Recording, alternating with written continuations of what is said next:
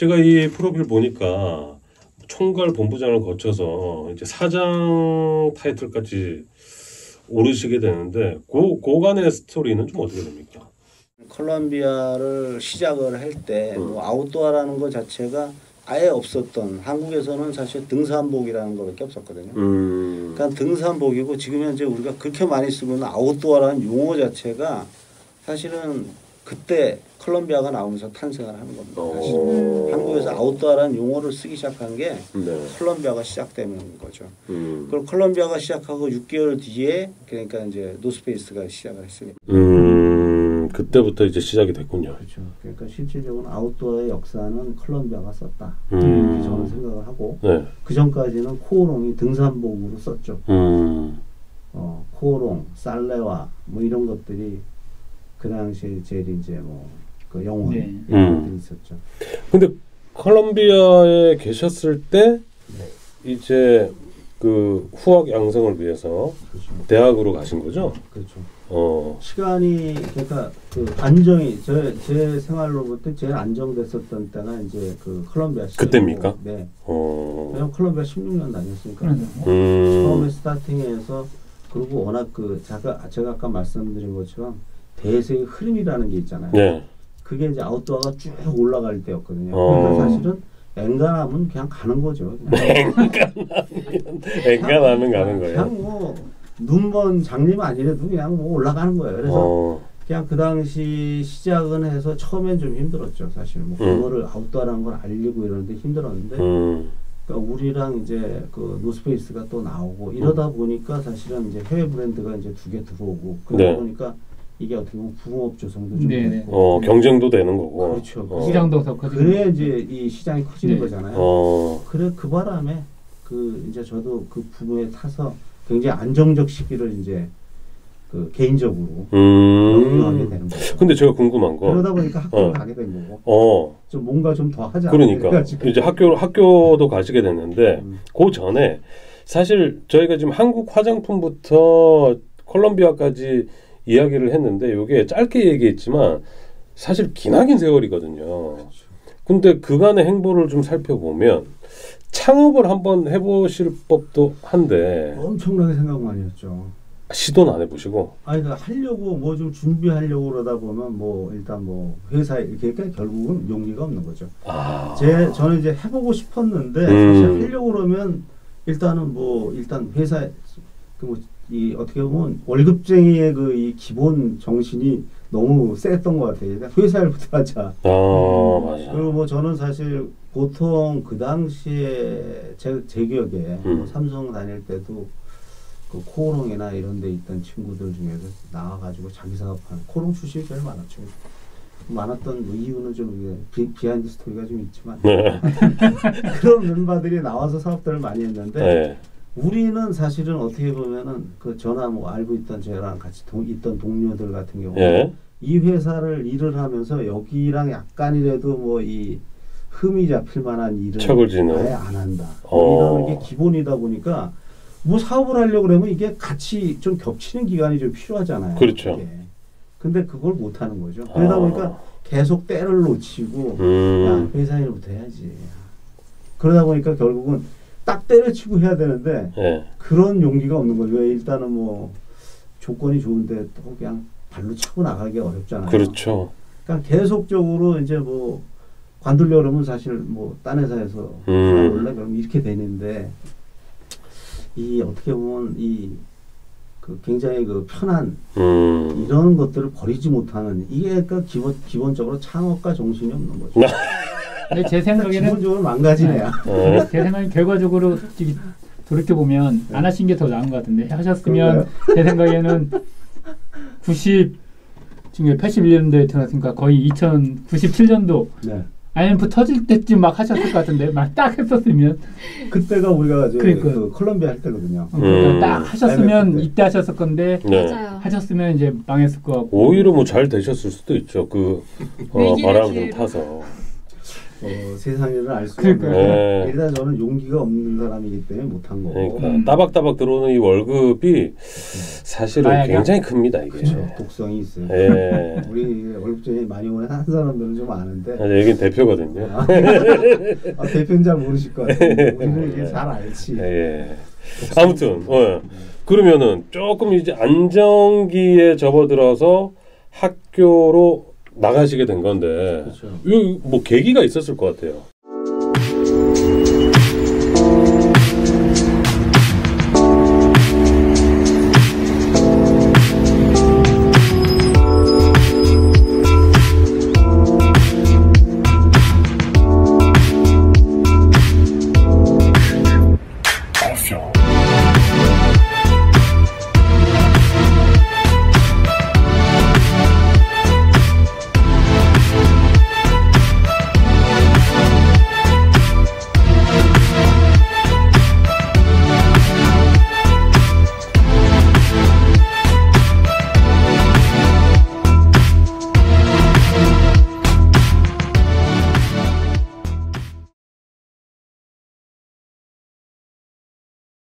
그러니까 학교로 제가 제일 처음 한 거는 사실은 처음에 스타팅은 홍대로 시작한 게 아니고요. 네.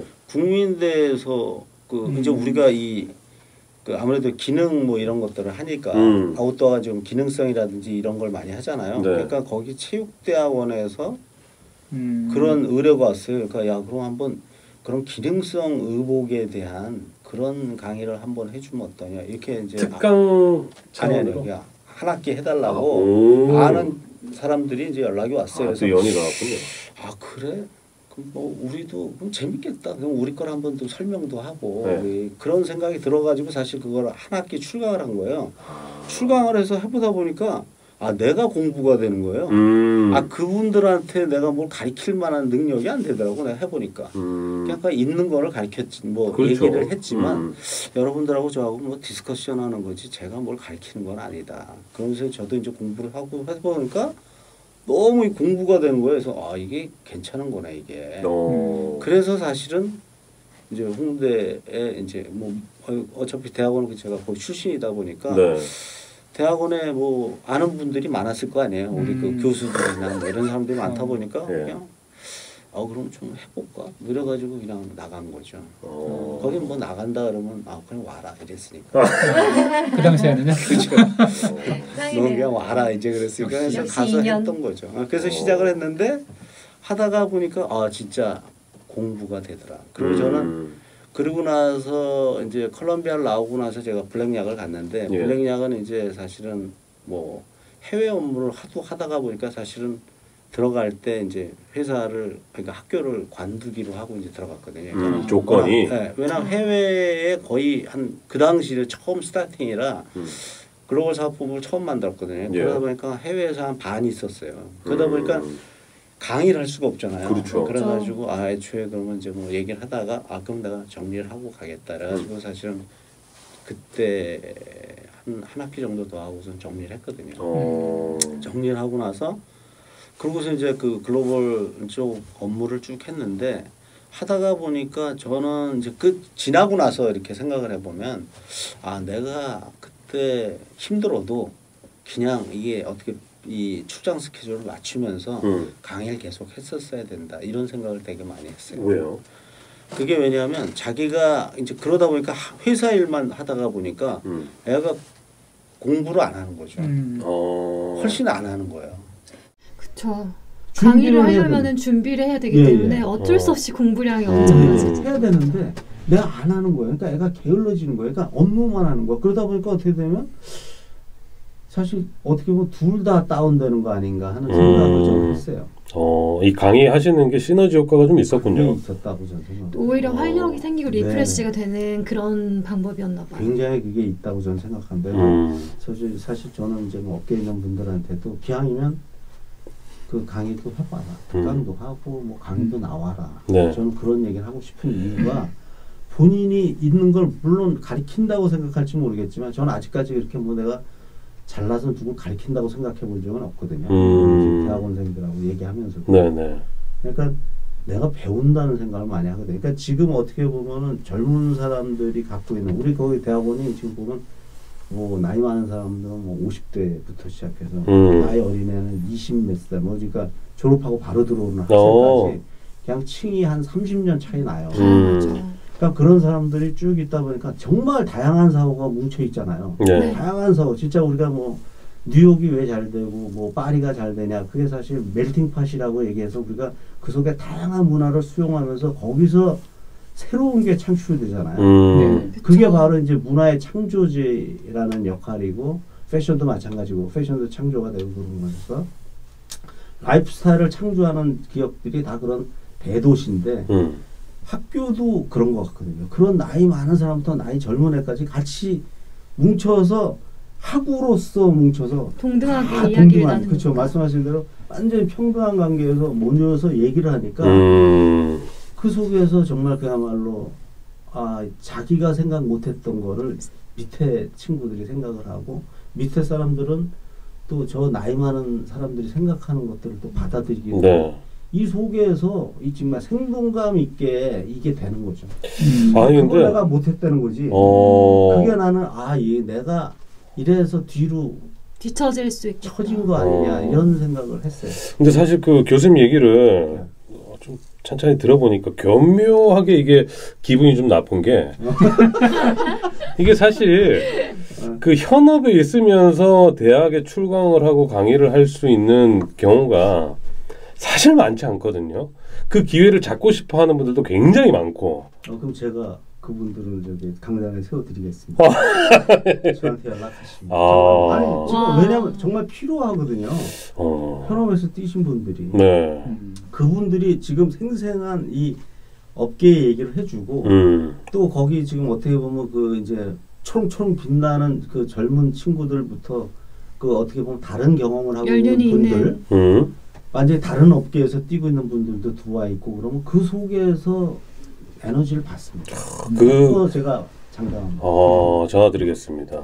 예, 유튜브로 지금 보고 계시는 분들도 나는 경험도 있고 잘 가르칠 자신이 있는데 연이 없어서 좀 해보고 싶다, 뭐 이런 분들도 계실 텐데 바로 이제 박홍근 교수님한테 연락을 드리겠고, 학교에서는 그럼 지금은 뭐 원장으로서의 역할을 하시는 거고. 네, 하면서 강의는 하고 있습니다. 비즈니스 쪽으로. 수업도 좀 하십니까?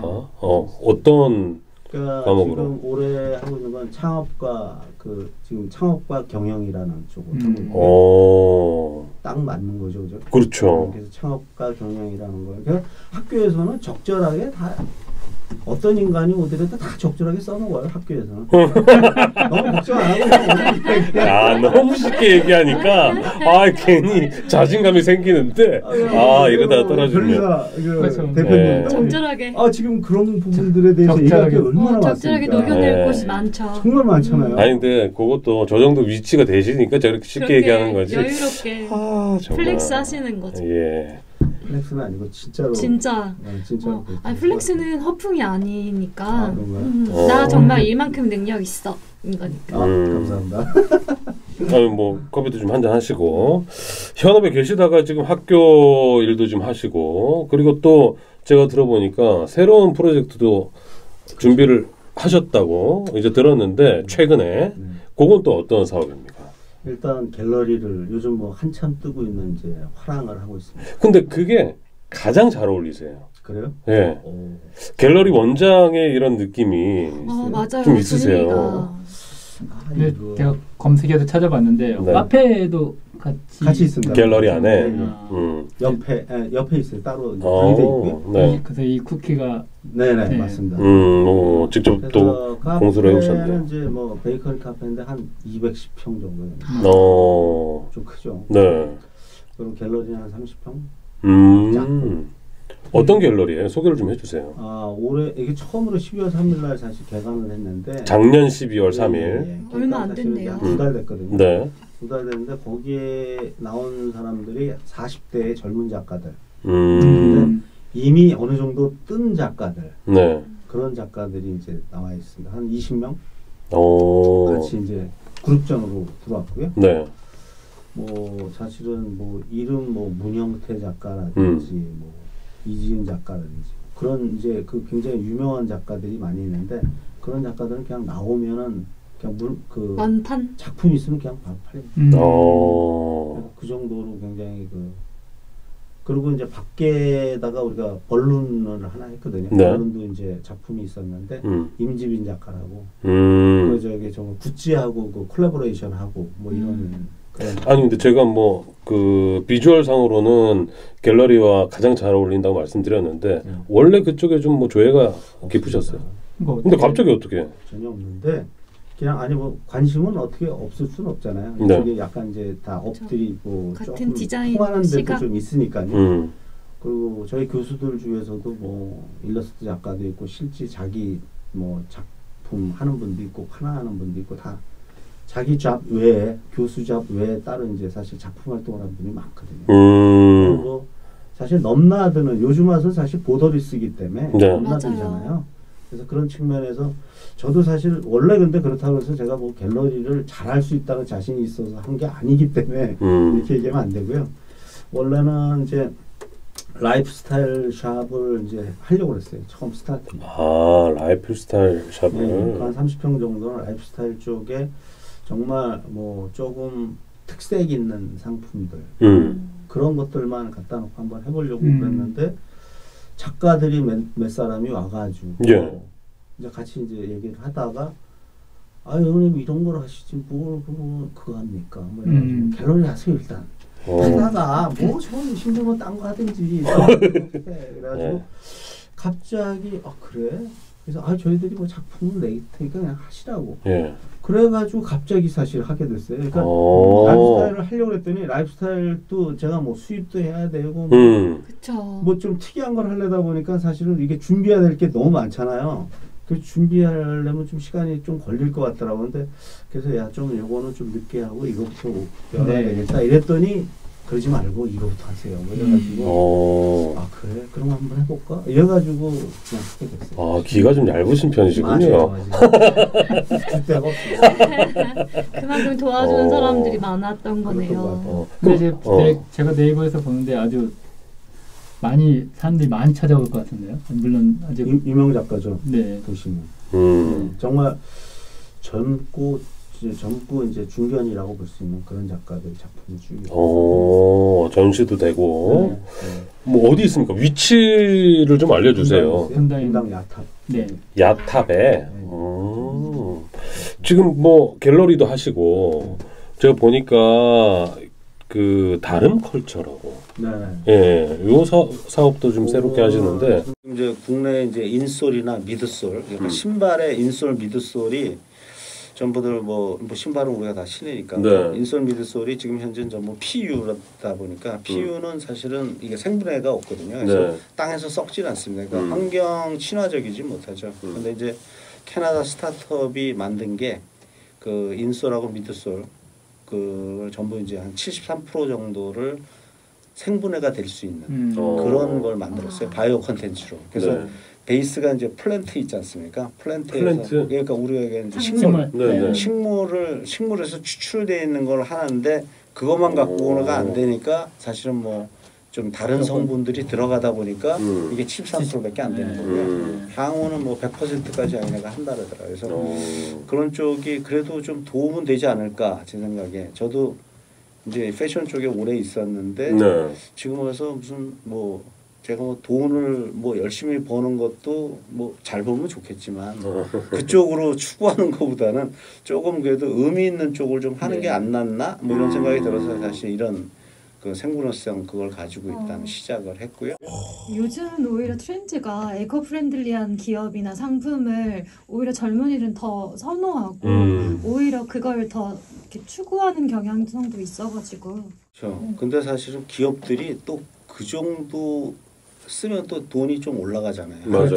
20%에서 그런 20-30% 올라가는데 그럼 뭐 사실 그 비용이 뭐 사실 한 돈 1,000원 정도씩은 켤레당 올라간다 이런 거를 하다 보면 또 거기에 벽에 부닥쳐서 못하는 분들이 또 있더라고요. 근데 사실은 어차피 우리가 그 정도는 좀 그 투자를 해야 지구를 지키는데 맞습니다. 별로 지키고 싶지는 않은 게 또 우리 우리 또 MD 디자이너들은 뭐 MD죠. 디자이너보다는 MD들은 또 그거를 어떻게 보면 그냥 팔아야 된다는 생각 때문에 좀 그런 식으로 그렇죠. 판매에 초점을 두면 또 어쩔 수 없는 좀 앞으로 좀 길게 가야 될 것 같습니다. 이 시기의 변화가 가장 크니까 팔아야 되니까. 알겠습니다. 우리 박흥근 교수님 모시고 이 81년도 한국 화장품 때부터 지금 현재 2022년까지 이야기를 이 짧은 시간에 다 톱어봤던 것 같아요. 감사합니다. 어떻게 이렇게 좀 얘기하실 기회가 많지 않으실 것 같은데 별로 없죠. 어떠셨습니까 오늘 나와? 뭐 그냥 옛날 얘기하니까 뭐 재미는 있네요. 근데 나이 든 사람들이 그 옛날 얘기를 한다고 들으면 이게 참 골치가 아프고 그게 그래도 조금은 옛날에 저런 일도 있었는데 지금 어떻게 보면 온고이지신이라고 옛날 거를 뒤에서여서 지금 이제 받아들이고 이제 해야 되는데 네. 혹시 진짜 옛날 옛날 어떻게 보면은 필요 없는 얘기들만 해서 어떻게 보면 그 사람들의 이 귀를 괴롭힌 건 아닌지 좀 걱정은 조금 됩니다. 아닙니다. 근데 전혀 제가 듣기 좋으라고 드리는 말씀이 아니라 꼰대 느낌은 단 1도 없었어요. 이거는 매우 진심입니다. 강 DJ님은 꼰대에게는 아주 가차없이 꼰대다 이렇게 정확하게 선언하시기 때문에. 아니 굉장히 재밌어서 새로운 코너를 하나 맡으셔도 될 것 같다. 이런 생각도 좀 드는데 그거는 저희가 좀 회의를 통해 가지고 다시 통보를 좀 해드리겠고 오늘 좀 시간이 좀 짧은 감이 좀 없지 않아 있었는데 이런 아쉬움은 좀 남겨두는 게 좋으니까 다음번에 다시 한번 모시는 걸로 하겠습니다. 예, 감사합니다. 오늘 나와주셔서 너무 감사드립니다. 보내드리겠습니다. 네, 감사합니다. 네.